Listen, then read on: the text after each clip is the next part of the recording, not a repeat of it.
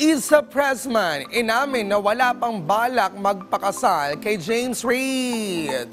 Sa naganap na celebrity red carpet premiere ng international movie na Lisa Frankenstein, inamin ni Isa na ini-enjoy daw muna nila ni James ang kanilang relasyon bilang mag-boyfriend at girlfriend dahil medyo bago pa lang ang kanilang relasyon.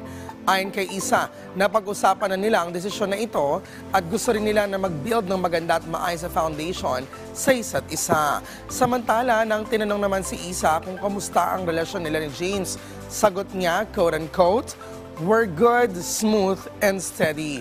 Dagdag pa niya na isang good partner si James dahil napatunayan niya na kayang-kaya siya protektahan at ipagtanggol ng aktor, lalo na nung panahong binabash ng marami ang kanilang relasyon.